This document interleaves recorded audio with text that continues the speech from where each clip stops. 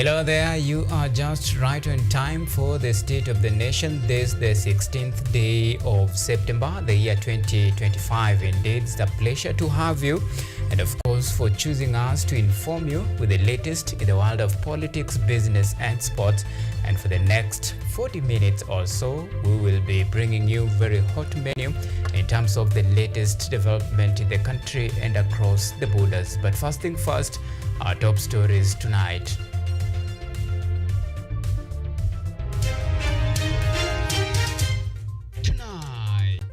Industrializing Kenya. Ruto champions for industrial growth unveils $3 billion hub to boost creation of jobs. You will carry your own cross. Murkomen fire warning to political goons hired to cause mayhem in the country.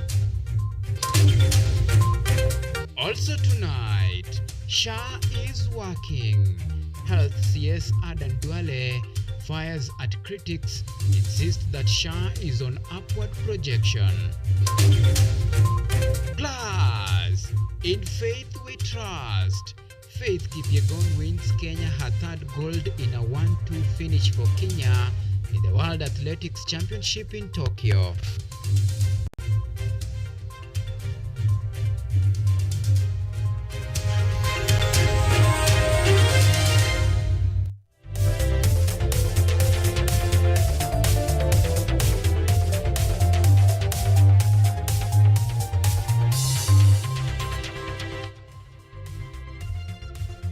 This is Kutv Primetime News with Auma Evans.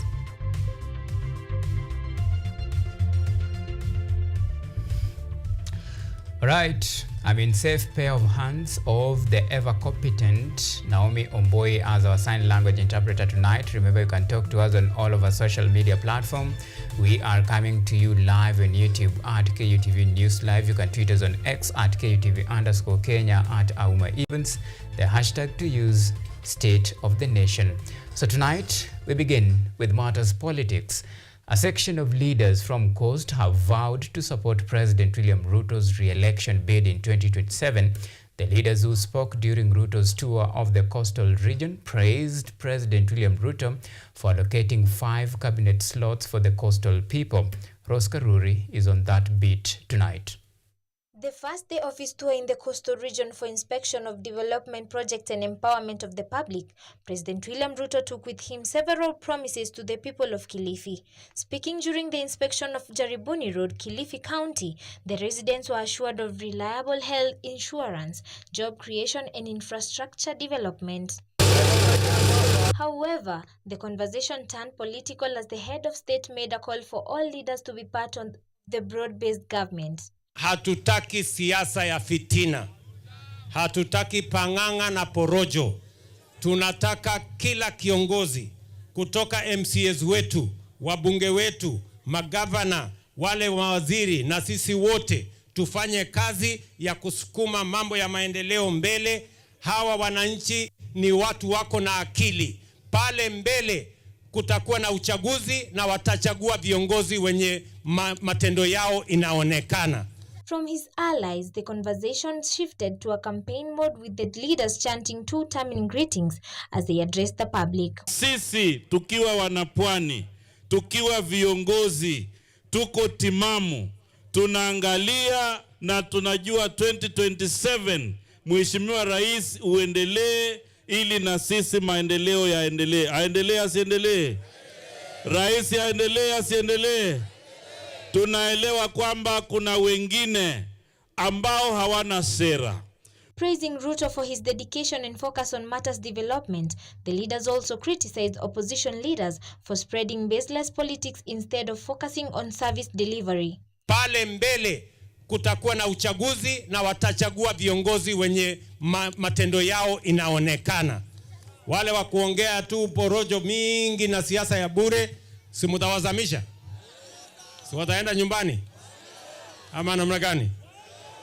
Mumekubali tushirikiane tupeleke maendeleo mbele? Muko na shock za kumshinda William Ruto? Uko na energy ya kumshinda William Ruto? Uko na brain ya kushinda William Ruto? Uko na calculations za kumshinda William Ruto? Uko na mipango ya kumshinda William Samoei Ruto? William, tandika ulale.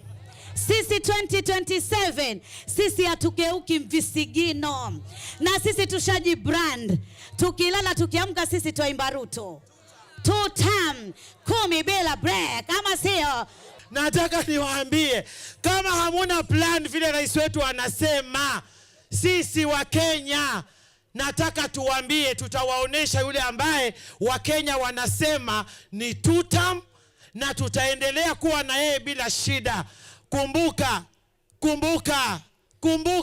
wa Munyoro, mimi nilikuwepo na wewe, ulichokifanya wakijua. Impeached Deputy President Rigathi Gachagua did escape the wrath of Ruto's allies as well. Gachagua was accused of hiding in the United States from the fire he caused on himself. Rose Karuri, KUTV. What a time to be alive. Still, on the head of state, President William Ruto has launched the Kenya Investment Forum 2025 and laid the foundation stone for the Vipingo Special Economic Zone in Kilifi County.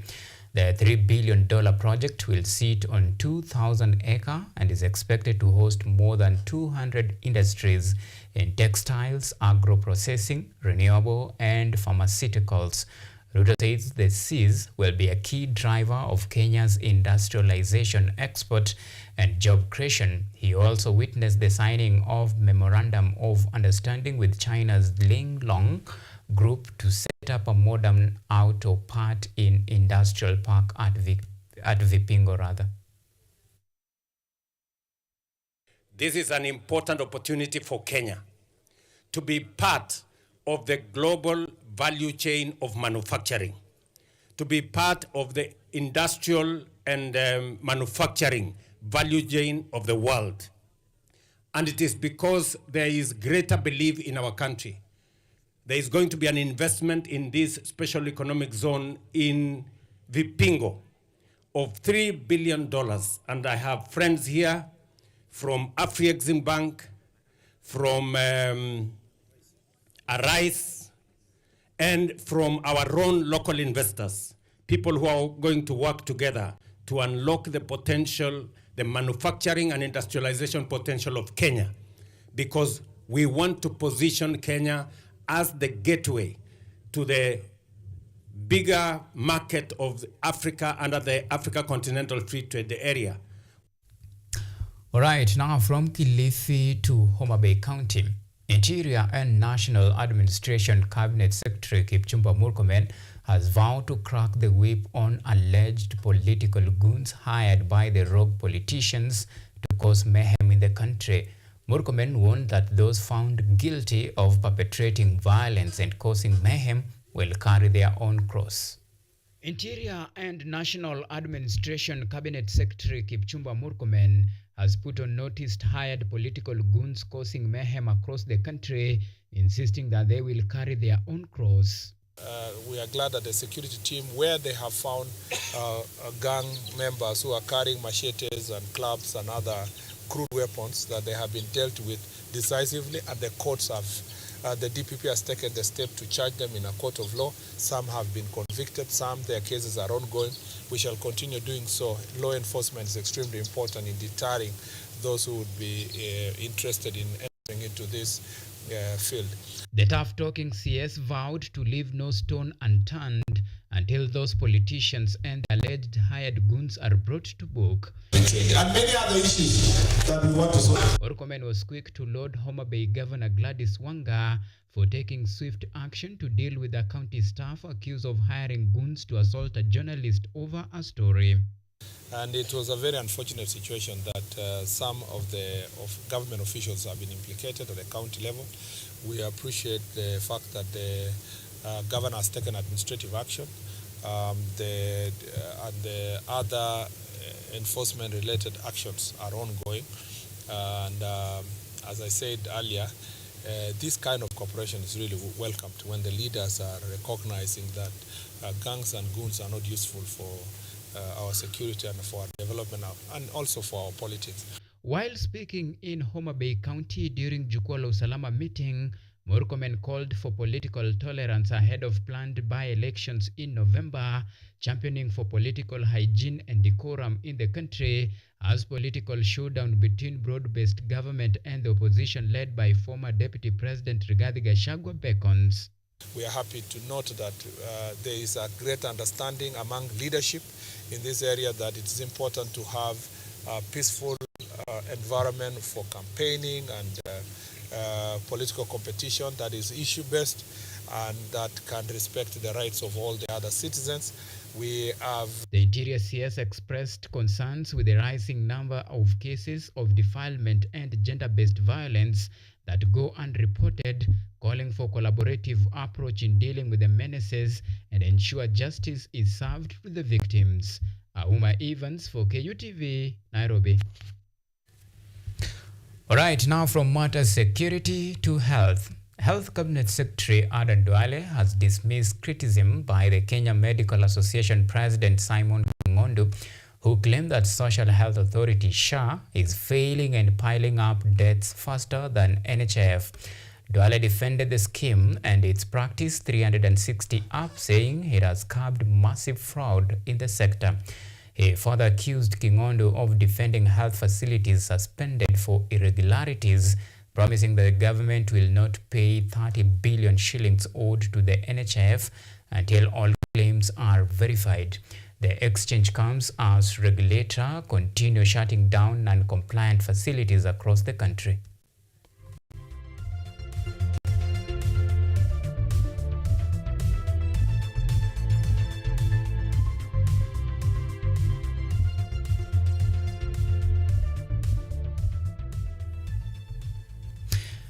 Now, meanwhile, Cabinet Secretary for Public Service Geoffrey Ruku has defended his nationwide development tours, saying his role as CS demands active engagement with the citizens on government projects. Ruku emphasized that the importance of spearheading public participation to ensure citizens understand and take ownership of the government's development agenda. Barry Lakoth reports. Public Service Human Capital Development and Special Programs Cabinet Secretary Geoffrey Ruku has hit back at critics who faulted him for leading development inspection tours across the country. Speaking in Embu County during the launch of a new infrastructure at Ngos and Jarange Comprehensive School in Evori, Ruku opened that, as a cabinet secretary, he has the responsibility of facilitating civic education on matters related to government projects. Serikali ya Mheshimiwa Rais inaendelea. Na tutasunguka Kenya mzima tukihakikisha kwamba miradi ya serikali ya Mheshimiwa William Ruto inaendelea kona yote ya Kenya. Kwa hiyo mtu asije akasema ati tuko hapa peke yake. Tunazunguka Kenya mzima.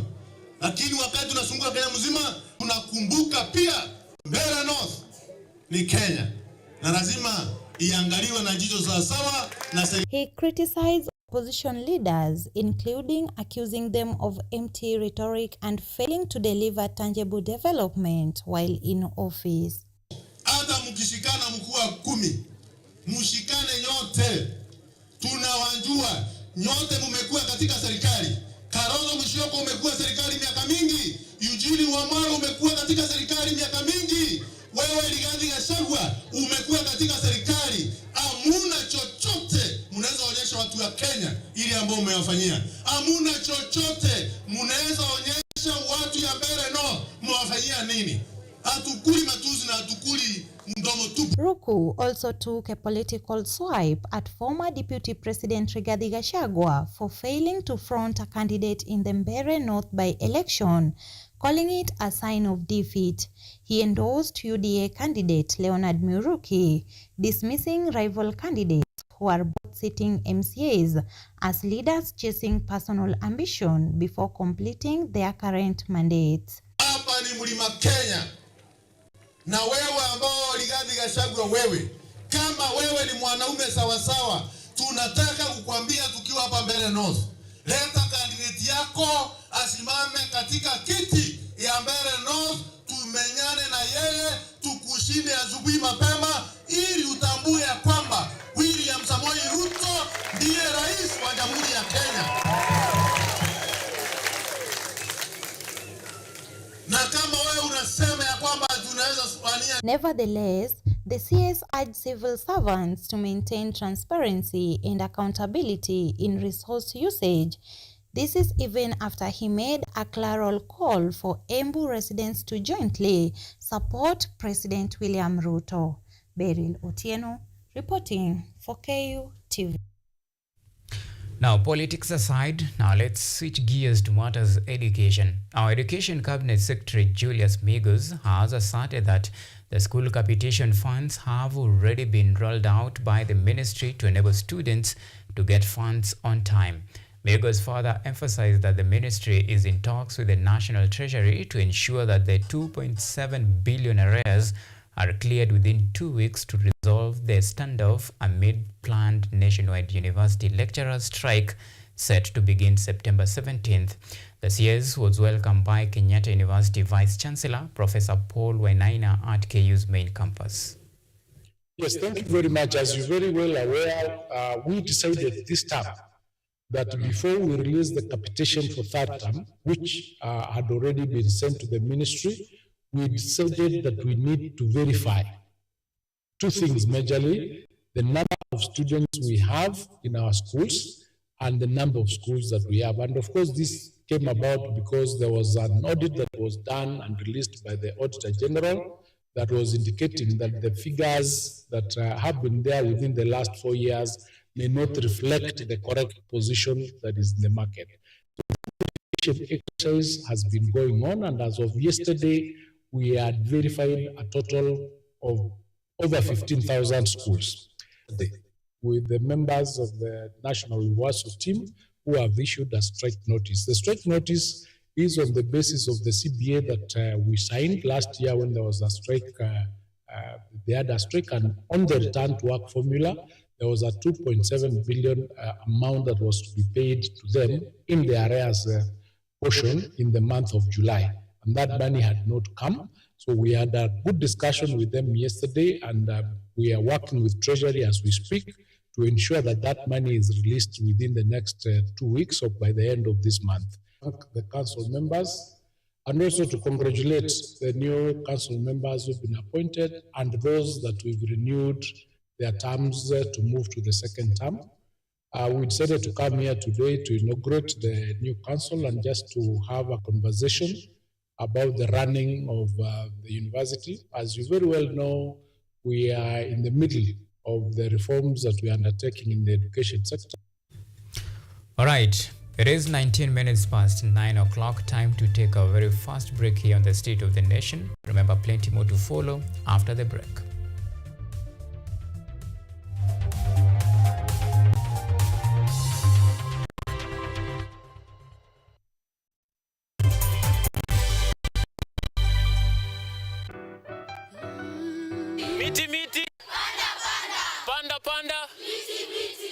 Our planet's future is in our hands. However, there is a threat to the brightness of this tomorrow. On EarthCheck, we share the challenges, the solutions, and the hope. I would call this a very momentous day, a very critical day. Every episode, every story, every step we take creates a ripple. Join me, the environmentalist Emmanuel Kutosi, on KUTV every Wednesday at 8 p.m. and be part of EarthCheck. Welcome.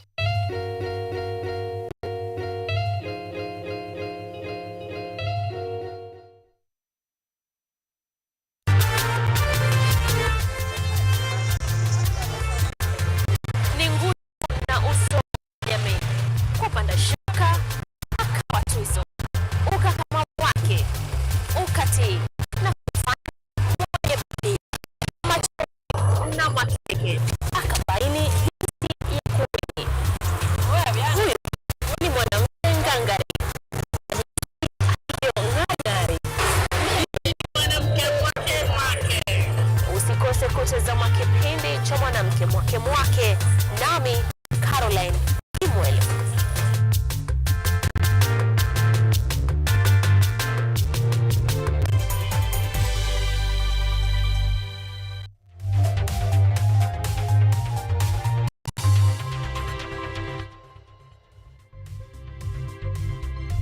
You are watching Kutv Prime Time News with Auma Evans.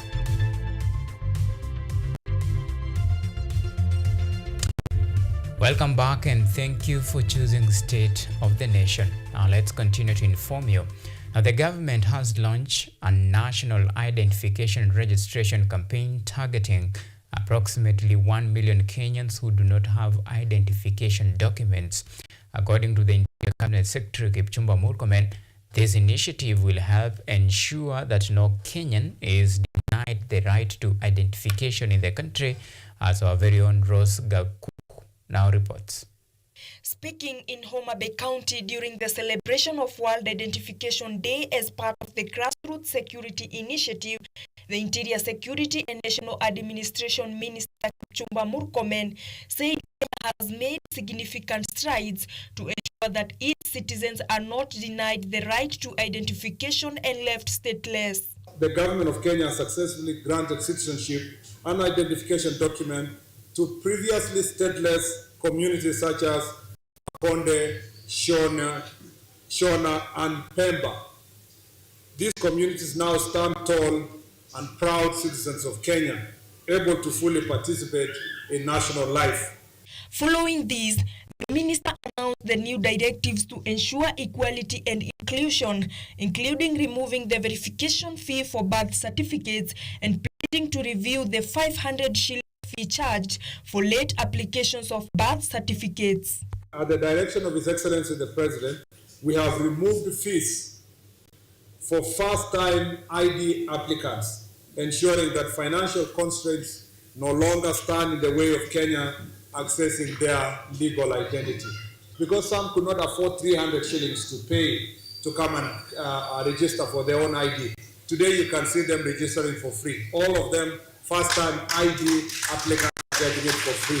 Considering President William Ruto's directive to abolish the initial fee for national identification registration in line with the international standards, Minister Murkomen launched a biometric system for real-time identification verification with 3 main features.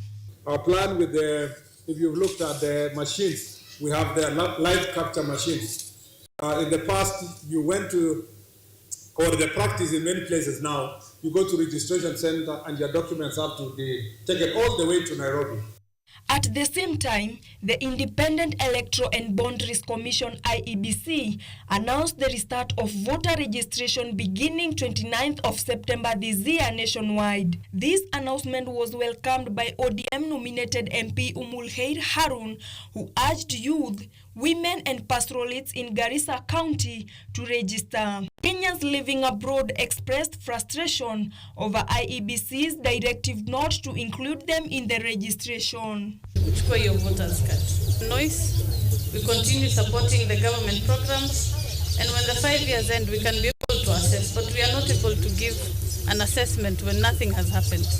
Additionally, he added that in the interest of equality and fairness, the government has removed the requirement for additional identification verification for some communities and border areas. Rose Kaguku, KUTV, Nairobi.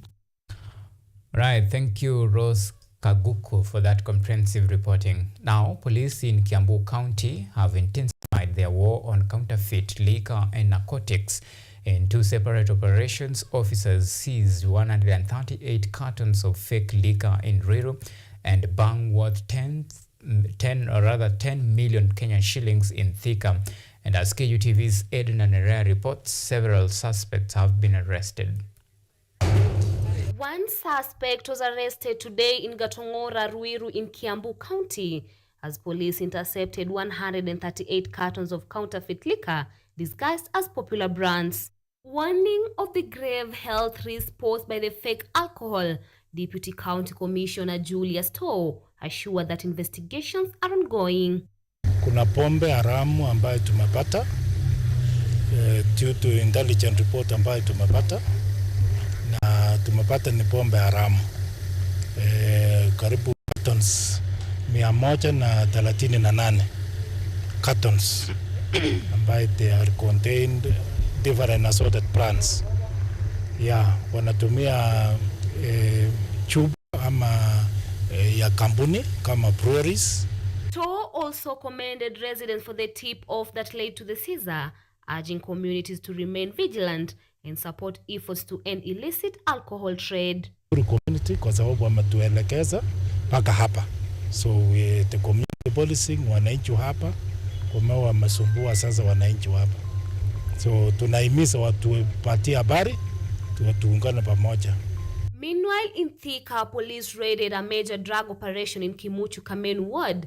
2 suspects were arrested and bank valued at 10 million shillings seized. Walipoangalia ndani, waliweza kupata hii magunia 12 yote yenye imewekwa bangi yenye imekadiriwa kuwa ya thamani ya karibu milioni 10. Gari iliweza kutolewa pale na officers wakakibisana na wale suspect, na baadaye waliweza kuwapata suspect wawili, driver na yule alikuwa passenger. Wote wako katika police custody na tunatarajia wataenda kwa mahakama.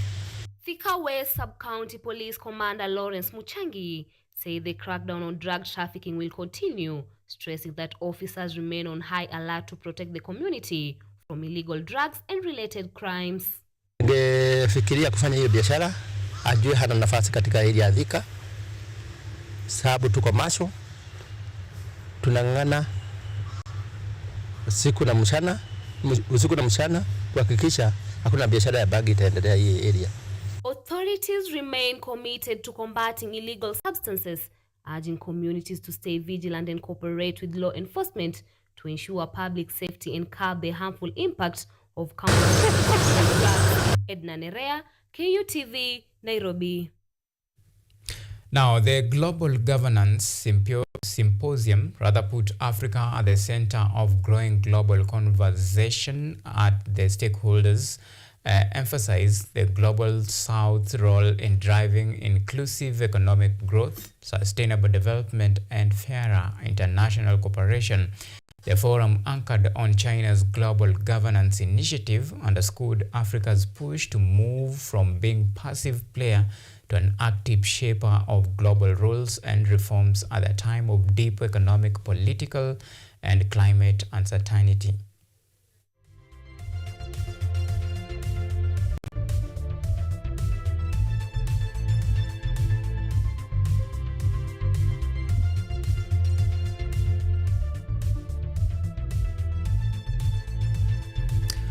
Right, now let's take yet another very short second break here on the State of the Nation. Remember, when you come back, it's all about motorsports.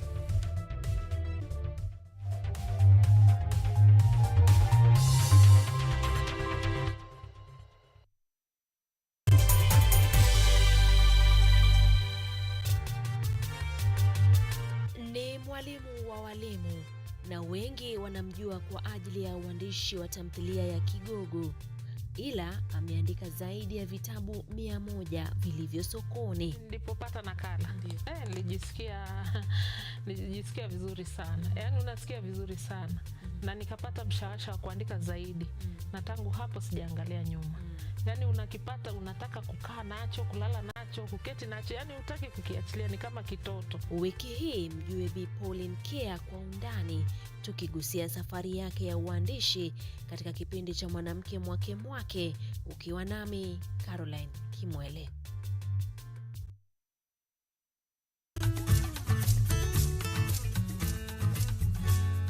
Hi, my name is Stella Tioi. Jina langu naitwa Okemwa Mkwa James. This is Mandela Gaya. Ugonjwa ulipokuja ulichukua siku 3 ukaniweka in coma. Wamezikwa, wawili ndio wako hai. I don't even know how it feels to see. I feel like I cannot express myself well the way somebody who can walk can actually express themselves. Ilichukua muda mwingi mrefu tena mpana ili kuikubali kwamba siwezi tembea tena. I've come to actually accept myself. Ukijaribu kumsimamisha mtu mwambie tafadhali nionyeshe njia. They find it quite strange talking to you. You should just make schools integrated, Inclusive setups. by providing the right facilities.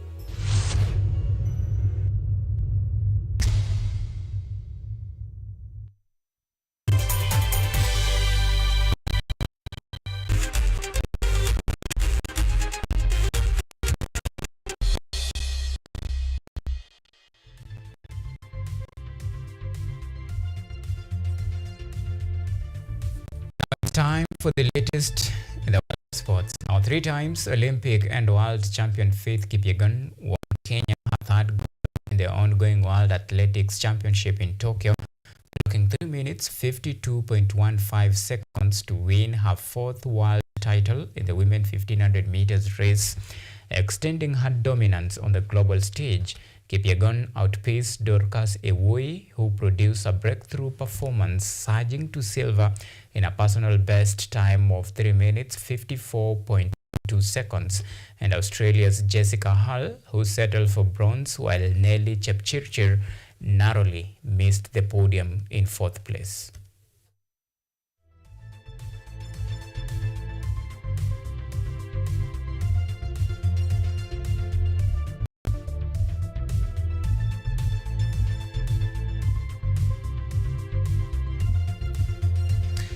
Now, from athletics to motors football, the Football Kenya Federation has announced a revised prize money for the league champions for the upcoming season.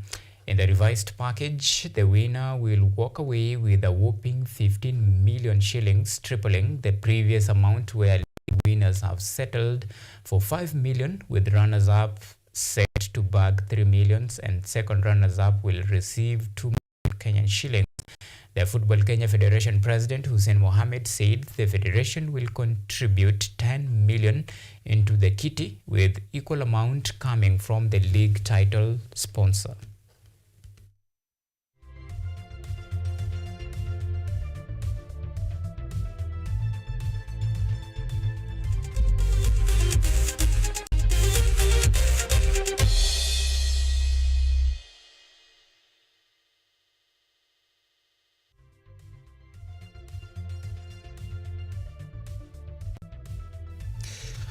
Right, so remember we still have some Champions League action. Remember this is the first kickoff of the Champions League, the 2025-2026 season, and Arsenal are in action with Athletics Club of Spain. And of course, remember, even we have a couple of matches lined up for today, tomorrow, in this Champions League, as the teams put their best foot forward, and of course their best signing in a quest to lift the 2025-2026 title.